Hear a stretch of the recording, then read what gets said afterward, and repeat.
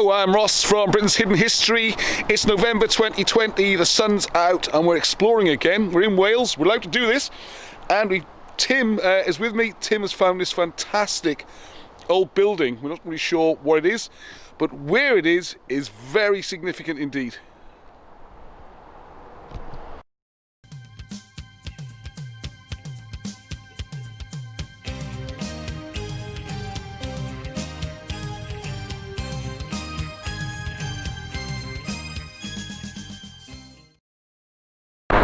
Right, so this is the sign you're looking for. So-called Miskin Manor to this day. Interesting coat of arms on there as well. You can see the three Morgan chevrons. A bit noisy here. And if you wonder where we are, across the road, well, if you hear this at all, there's the Castle Manor pub over there. And we've got this busy dual carriageway. Of course, now it goes quiet. And that goes down to the M4. Alright, so that's probably going to be coming on there. I think it's junction 32, if you want to check that. So it's got past the sign. Closed off today for some reason, I have no idea why that is. So just follow this round and you will see a footpath to the right. There you go. It is a public footpath, so up there through the Kiss Gates and on to where you'll see the ruins, what might be Miskin Manor. Right, so this is the building that Tim discovered. So you follow this path up here, and this is like something out of fairy tale castle or something. It's wonderfully evocative. We've got the quarry over to our right. And just look at this stunning building, or the remains of one.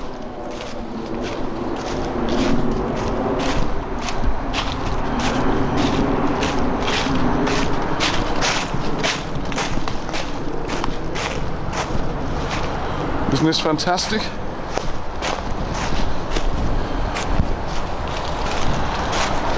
Wow. Clearly a substantial sort of building. And the two of us can explore the rest of it now, because there's outbuildings and all sorts. Look at that.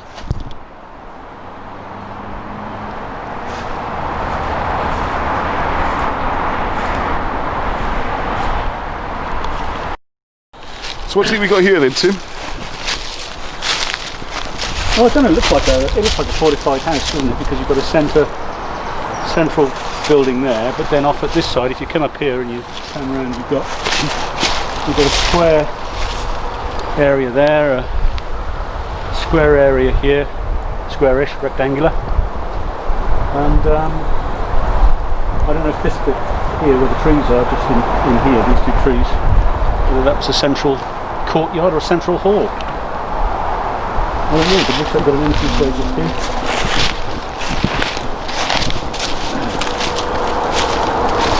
Some maps it says St Cordraffs, and on other maps it says it calls this spot Alldegarddau, and I'll have to look that one up, but I think it's something to do with slope. I don't think it's to do with garden, but I have to have a look at the old dictionaries and see what that might be altar. Don't know, but Allt is usually a rise or an ascent. Okay. A slope. And it's on a slope. And you've got a mound up there at the top, which pretty unsure about, but possible it might have links to, you know, a core mound for prayer purposes, outdoor prayer. Which in turn could have sort of druidic links, so I don't know. Yeah, it's actually quite a mound, isn't it? I think this building is you know, of the era that we're looking at, with the stuff that's Iron Age and round about the mid 500s, so it's a lot later than that. It does look more medieval, doesn't it? Obviously, but what the history of this is, I'm not exactly sure. For an older site is the question, isn't it? Yeah. Let's get up there. It's very hard to see into the sun, but the mound, it does all go up It's quite a substantial mound, isn't it?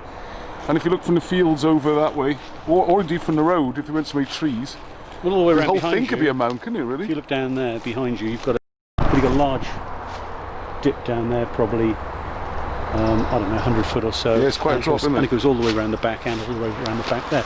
And this side you've got a quarry, so before this was quarried out in recent modern times, I don't know what the lie of the land would have been over that side as well, but the whole thing could have been elevated, very probably so actually. There you go. Yeah, because Wilson Blackett mentioned it in one of their books, didn't he? Which I meant to study up Arthurian Rex, I think, about... I couldn't see it in Arthurian Rex. I'm not sure where it is. But they came down here, around the back of the quarry there was something. I don't think he meant this. No, what I thought they meant, because I read that too, what I thought they meant was that over the side here, on this back wall of the quarry, okay, yeah, there was a tunnel somewhere leading towards this. Oh, right. Right? So it may well be that, if this was completely surrounded, high ground completely surrounded by lower lying ground, and there was on a hilltop relatively, there have been access from that way, could be another tunnel going out any other way. Yep. Right, now there are a few events which are related to this area of Miskin, which are of interest. One, of course, is that if you look at the Arthurian courts, the time of Meisgyn and Arthur, so we're talking late 5th century, 6th century, could have been either side of that. Miskin was considered to be the sort of royal hunting lodge. This is kind of the Sandringham of that age for the British kings and queens, and they'd have their royal, the lodge here. And they would come here, this would be their private area, and this would be surrounded by hunting lands, woods, all that kind of stuff that royals used to like doing in those days. And try and track down where exactly this, it's on the old maps, but can we track down where that royal lodge would have been? And as you've seen, interestingly, the hotel is still called Miskin Manor. Obviously that's a much later manor, nothing to do with this, but the link continues, and it is an amazing spot with fantastic views. The other story which might tie in with this is that the old legend is that Arthur's wife, I would suggest possibly the second wife, was kept in this area. I say kept, that's probably not far off. But anyway, this is where she would live, when she'd spend her time, when Arthur's off doing his king things and fighting wars and all that kind of stuff. And she is said to have had an affair with Mudrad. Not the Mordred we fought the famous civil war with in the Battle of Camlan. Someone with apparently the same name. This must have been having a bit of a thing going on. And then, of course, when the king found out about it... they sort of met in the wood just up there, or Llanell Tern around there, which we'll look into. And of course, when Arthur found out, he was furious. They've run, and he's pursued them all the way to Scotland, hundreds of miles, all up to Scotland, where he finally tracked them down and set his hunting dogs on them. And I suppose he had them ripped to pieces. And I think it's called the Meisgyn, still up in Scotland, where he finally tracked them down.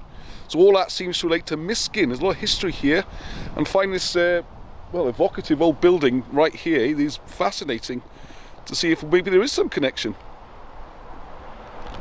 Yeah, another great story which springs to my mind looking at this place.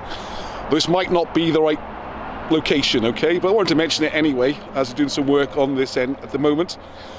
Is that if you follow the story in Arthur the War King, the Wilson and Blackett book, you'll see the invasion of Cornwall and how this was carried out, because Gunnar, the King of Cornwall, had made a deal with Fingar, the Irish king or noble, to do a raid on Brittany, and he would harbour him on the way back. Of course, the British got wind of this through having their own territories in Ireland and their own little kingdom set up there, and plenty of contact. So they intercepted the fleet, destroyed Fingar's, although they converted to become monks rather than be killed. But Gunnar was killed. The difficulty then was what to do with his widow, recently become a widow, his wife. And this is where Tintagel comes into the story, because she is said to have been sheltered in Tintagel. So the British turned up, she's terrified, and they said, look, we're not going to kill you, but you need to come back with us so we can keep an eye on you and make sure things don't go awry. The problem was, if she was continued to live and she had children, those children would have a claim on the Kingdom of Cornwall, which would cause problems. Because the new king, now named himself as Constantine, was now the ruler there. So if a new usurper came up, there could be all sorts of problems. It could start a civil war. So the story that Wilson Blackett had pieced together is that King Meisgyn, who was the High King during all this, of Glamorgan, he's the father of Arthur, he then tracked down Cludog and secretly murdered him. Because Cludog had seen the widow in this area, around the woods. They got to know each other, they become involved, and they wanted to marry. Meisgyn went to him and tried to explain that he can't do this politically for the reasons I've just given. He even offered him his own little territory in Brittany, a small kingship. But Cludog, whether madly in love or just a bit stupid or taking his chances, wouldn't go with this advice. And he carried on seeing the widow. This is when Meisgyn intervened and took his opportunity and so killed Cludog to eliminate any risk of there being offspring that might make a claim on Cornwall. And this is when, in Wilson and Blackett's version of events anyway, during the fight with Cludog to murder him, Cludog was thrown a stone and damaged Meisgyn's hip, which is he becomes lame, so a Fisher King type king, and unable to lead the armies, unable to ride a horse, and he calls Arthur in, even though he's only 15 years old, and he has to take over the armies, and he becomes the Pendragon, or the Uther Pendragon, in charge of the armies, not the king of the country. And he's the young, vigorous Arthur to take over things. And as they say, the rest is history. So it's a wonderful place to tell this story, because it's just such an evocative building. And you could imagine someone being holed up here, and then going through the woods and having this little dalliance. Whether we're talking about Arthur's wife, or Guinea's widow. It certainly captures the flavour and the mood of it. Well, let's have a wander around, shall we? Because you can see there's loads of stones all over the place, aren't there? Yeah. I love it when I fall over and all you can see on the camera is the sky. But you've got the main building there and these ruins off either side. You can see the bank building there, can't you? Yeah, but if you walking around the edge up there. Right. Have a look in that. And then we're up towards the mound, I guess. Yeah. What a glorious day. If you're stuck indoors, I feel for you. There's a pile of stones here, see? This looks like this is substantial at some point, wouldn't it? Yeah. It's got a kind of monastery feel to it to me. So I think was just say it's got a nice energy to it, yes. Despite that noisy road, it still feels quite relaxing actually, surprising. And just across from here of course is the Vale where the luxury resort is and the Welsh rugby team train, all that kind of thing. So there's loads of stones here. So yeah, this looks like some sort of... Well, the stones go all the way down to the bottom. It seems to be quite... You know, stones over here, but it seems to be quite thick for a boundary wall. Yeah, something was solidly built, wasn't it? What was that? Is that west? Yes. Yeah, there's a lot more stones over there towards the corner, and then there's more over here where there's... And there's the mound to the west of what might have been a church, of course. Yeah. And the west often fits in with these things, doesn't it?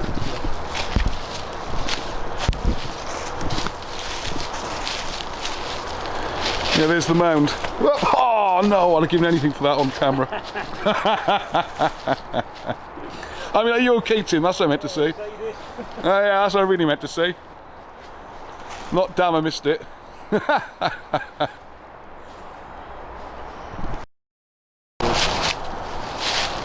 this mound seems to be part of some sort of structure, doesn't it? Plus there's a building on the mound or something.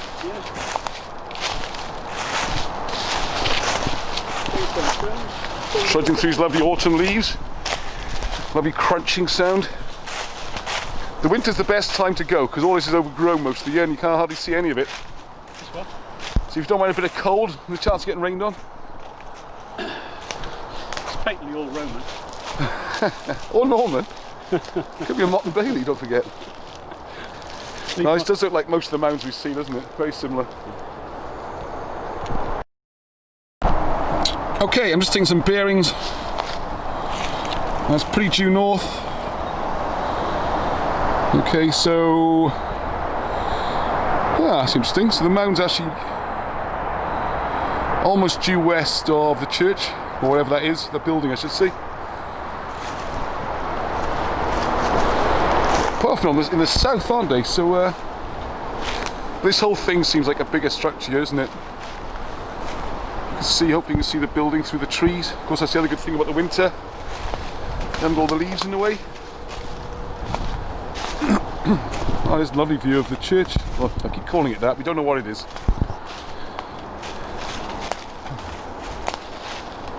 Beautiful. There we are. Any people looking for film locations or wedding photos? Doing well to beat this. Glorious. Right, so heading south towards the Vale of Glamorgan. I mean, Cardiff is sort of southeast-ish, not that far away. So if you're going to have a private lodge, this would be quite a good place for it, because you're pretty close to the main centres. And in the modern world, just over there is actually a vineyard, which is, look, it's probably the only one in Wales, I'd have thought. Possibly, the only one I'm aware of. There might be others. People want to correct me on that.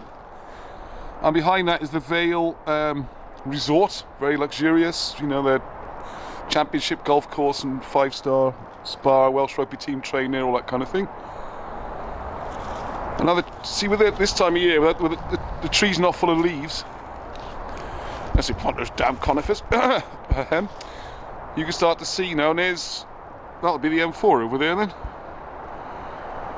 which is the main. Still is the main route if you want to travel across east and west across Wales. So it's a very strategic spot, really.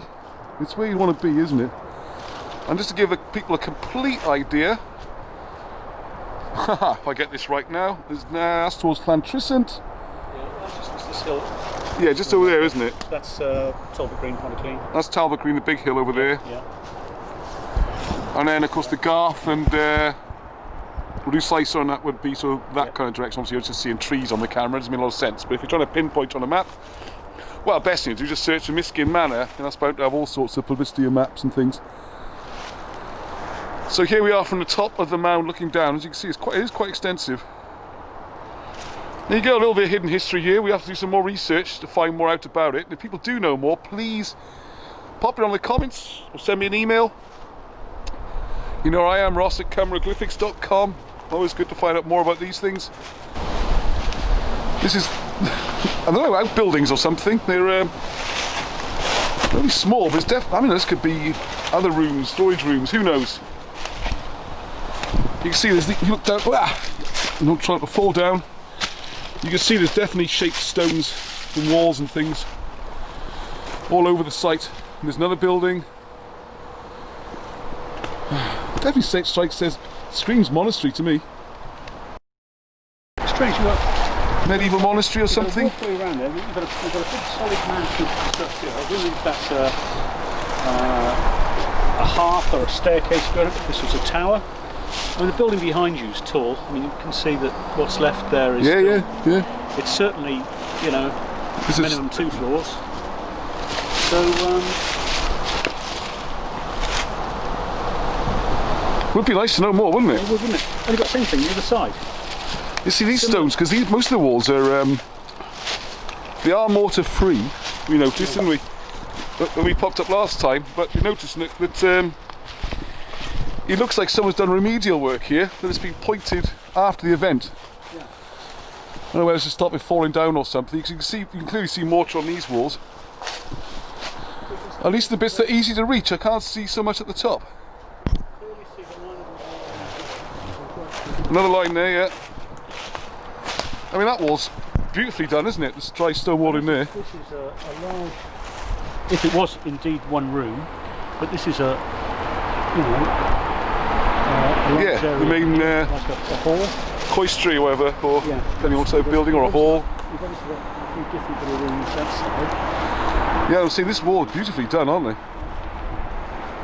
It's very elegant stonework.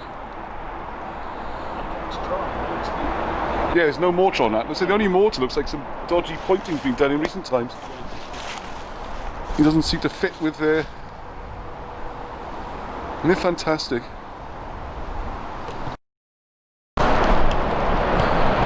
Right, so we're going to try and work out, not exactly, just make some rough notes, what shape this building is. It looks to me like this is all one, we're inside one big building. Or the forecourt. And where Tim is now, that would seem like one long room, cloistery or whatever. Hall, grand hall. That'd be the elevated centre. It does like a monastery type layout, doesn't it? Just confirm that again quickly. It's pointing exactly north-south. You can see the light on there, but that's exactly north-south direction. Now churches generally are east-west, aren't they? So we might be coming in through the side here, I would suggest. And the front would be, the main entrance would be there somewhere. And you come up that hill. I reckon this would be very impressive at some point. So if anyone knows more, please tell us. Please tell me. We'd love to know. Ooh, sun, look at that. You know, Tim the Surveyor, pacing it out.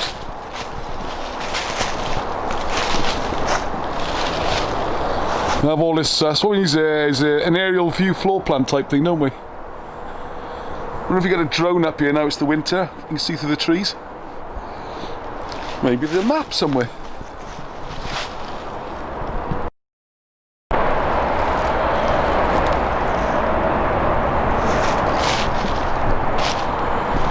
Tim finds a use for his COVID mask. Yeah.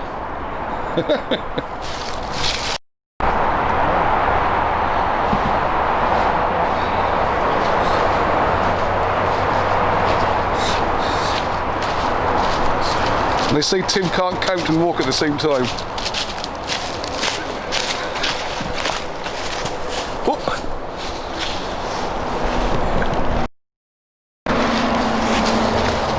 32 paces. It's got about 90 feet, isn't it? 32 paces. Just as far going that way, isn't it? Yeah. Wonderful. Yeah, I'm just going back down the hill now and looking back. I mean, there's the busy road there, unfortunately, a bit noisy, so I've left. But isn't that glorious? Like you say, beautiful hunting country, and if you have your little royal retreat somewhere, it's not a bad spot, is it really? If you imagine no road and all that kind of thing, and that'd just be fabulous, wouldn't it? What a beautiful view. And after your arduous toil exploring this building, of course, you've got the Castell Mynach. I'm sure there's a story behind that name as well. And across right opposite, we got Miskin and the Garth, look. Isn't that wonderful?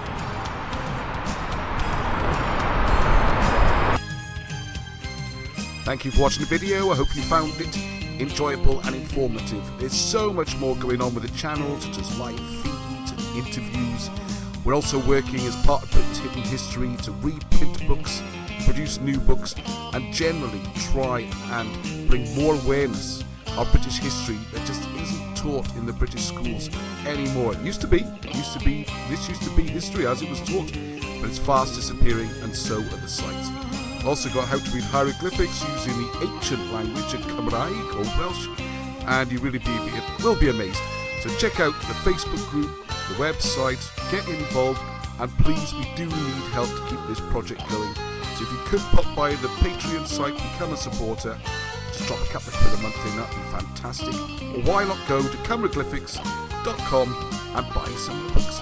So until the next time, thank you, and heddwch!